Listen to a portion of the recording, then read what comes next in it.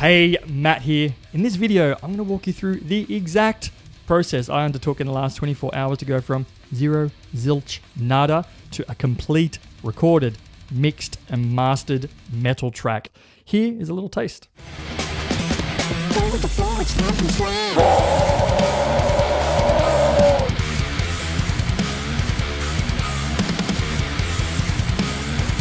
Yeah! Step number 1, write something. I sit in this very seat, I pick up my 8-string, I turn my phone on video mode, hit record and noodle a riff. And I explore ideas and go down rabbit holes. Step number 2, I open up Cubase and I open up a fresh metal template, which I got from Mix Ready. A link in the description below. Man, this stuff changed my freaking life. My mixes pre-Mix Ready were kind of poo-poo. This just took care of all the compression, all the EQ, all the limiting on all the tracks, on all the individual drums. Because I personally don't enjoy the mixing process and making things sound awesome. I like the creation process. I like getting my hands dirty, coming up with riffs and with drums, like putting the kicks here, the snares there. The other stuff is more of a chore to me and I'm just not good at it yet. Next, I record the guitars. I just set up a loop in Cubase and I bring a drum beat onto it. That's not the final drum beat, but that's something that's like conducive to how the track's gonna feel overall. And I just riff.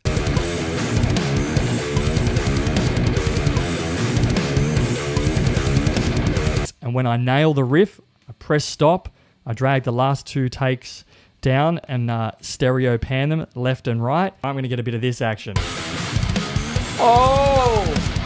And then I move on to the next riff.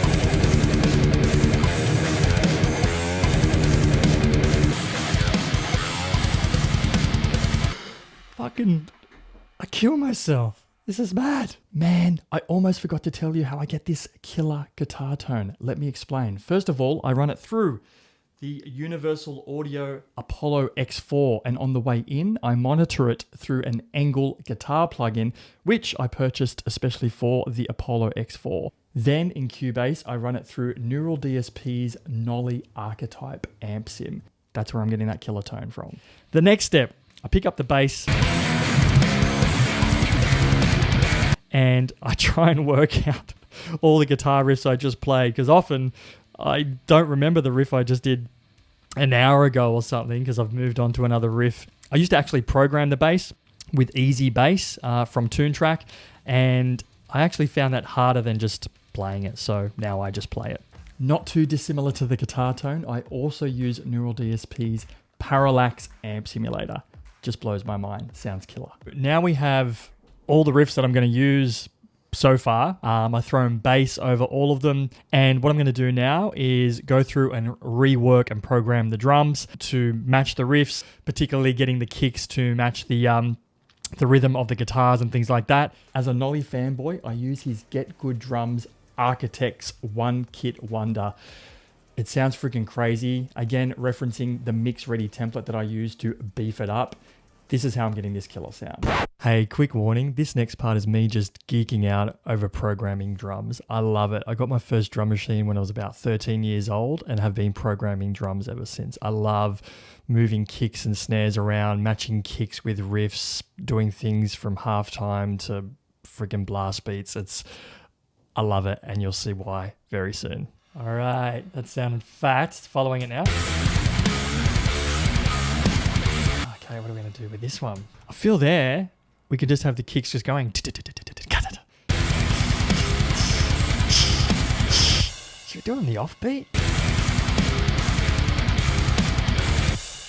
Brutality. I forgot about that riff. Sick. That's all right. Let's follow the riff with the kicks first. That's the one. All right, here we go. All right, let's leave it at that. All right, there's a big fat accent there. Sounding sick. Why do I feel I can do a little dugger at the end? And I've already got one there. Oh, go. Yeah. Punching motherfuckers in the face. Fuck yes. I like the.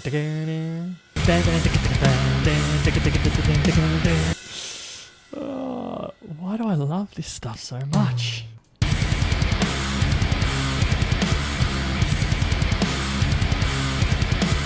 Don't need that. Don't need that. You're gone, man. You're dead to me.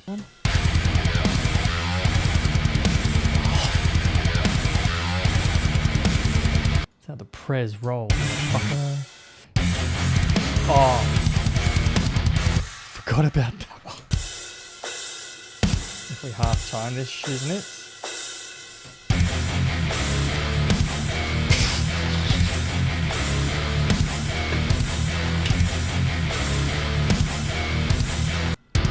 A little tittica. I love a little tittica. Am I going to do a triplet here? This is my chance to triple A. Let's hear it. Oh, it does work. Yes.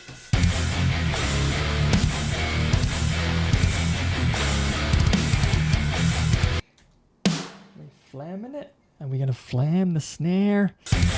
Oh, disgusting. Yes. After all of that, it's time to arrange the track. And I do this one of two ways. I kind of either just manually do this in Cubase, or I use the Cubase Arranger track, which is something where you can mark parts and then you nominate what part you want to play in which order. And once you're ready to commit to the sequence of the arrangement, you press a button and it just lays it all out. So to give you a bit of a concept of time, this whole thing took me probably 3 or 4 hours to actually write, record, program the drums, and arrange. And, you know, because I'm a freaking procrastinating musician, I've spent the last sort of 24 hours going in, doing really sort of finite tweaks and just getting it the way I like.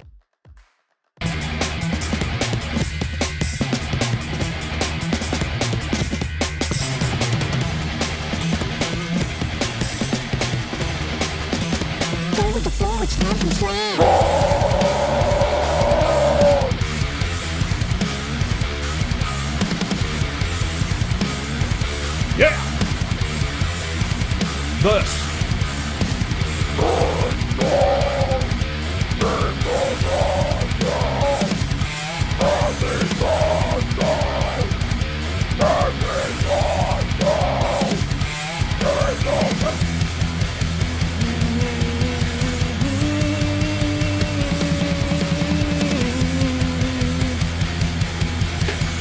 Variation on the chorus.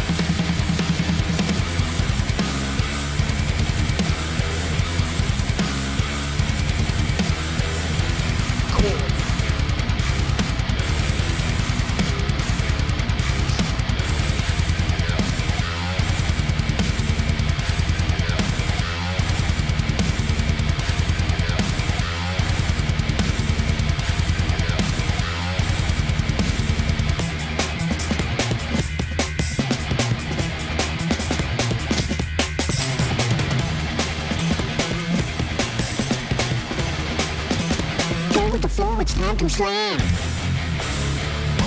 Shit! What? I forgot about that.